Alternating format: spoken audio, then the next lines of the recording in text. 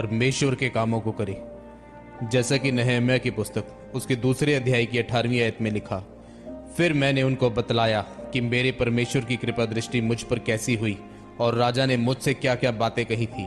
तब उन्होंने कहा, आओ हम कमर बांध कर बनाने लगें, और उन्होंने इस भले काम को करने के लिए हयाव बांध लिया। मेरे प्रियो, नहम्याह ने यरूशलेम की शहरपनाह को बनाया। बाइबल में लिखा है कि नहम्याह परमेश्वर के ऊपर विश्वास करने वाला और उसकी व्यवस्था के ऊपर चलने वाला व्यक्ति था। उसको जब पता चला कि यरूशलेम की शहरपनाह गिर गई है और उसके फाटक जले हुए हैं तो उसे बहुत दुख हुआ। नहम्याह एक ऊंची पदवी पर था, वे राजे का प्याऊ था। वो राजे की खाने पीने की चीजों को देखता था।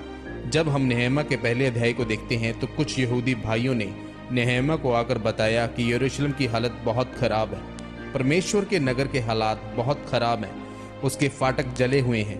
तो यह सुनकर नहम्याह दिन रात रोता रहा और अपने पुरखों के पापों के लिए माफी मांगता रहा। वो एक जिम्मेदारी के साथ यरूशलेम की शहरपनाह को बनाना चाहता था और उसने फैसला किया कि मैं अपनी इस जिंदगी को छोड़कर यरूशलेम की शहरपनाह को बनाऊंगा। उसने भवन को बनाने के लिए एक जोखिम उठाया। मेरे प्रियो, आज बहुत थोड़े लोग हैं जो परमेश्वर के लिए जोखिम लेना चाहते हैं और परमेश्वर के कामों को करना चाहते हैं। नहम्याह चाहे एक अच्छी नौकरी पर लगा हुआ था और ऊंची पदवी पर था, पर वो एक बात जानता था कि इस दुनिया की कोई भी बड़ी से बड़ी चीज उसको वह खुशी नहीं दे सकती जो परमेश्वर के कामों को करके मिलती है। आज हर एक व्यक्ति परमेश्वर का काम तो करना चाहता है, पर उसके लिए जोखिम नहीं उठाना चाहता। उनका ध्यान आज भी अपनी चंगाई आशीष पर लगा हुआ है। पर जब आप पूरी रीति के साथ अपने आप को परमेश्वर के लिए समर्पित करते हैं तो वो आपको सब कुछ देता है।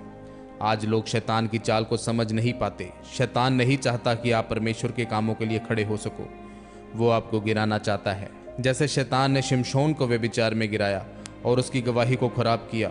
जिन लोगों की आत्मिक आंखें खुली हैं वो शैतान की चाल को समझ जाते हैं और उसको ख़त्म कर देते हैं। जैसे प्रभु यीशु मसीह ने शैतान की चाल को ख़त्म किया जब वो 40 दिन के उपवास में थे, क्योंकि शैतान एक बात जानता था कि प्रभु यीशु मसीह को अगर पाप में गिरा दिया जाए तो उसकी गवाही खराब हो सकती है, क्योंकि एक खराब गवाही परमेश्वर का काम नहीं कर सकती।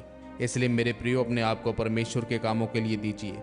जैसे नहम्याह ने अपनी ऊंची पदवी को छोड़कर जोखिम उठाकर पूरे बल के साथ परमेश्वर के भवन को बनाया, वैसे ही जब आपको भी परमेश्वर के कामों को करने के लिए कोई सेवा मिले तो पूरी रीति से तैयार रहो। आमीन।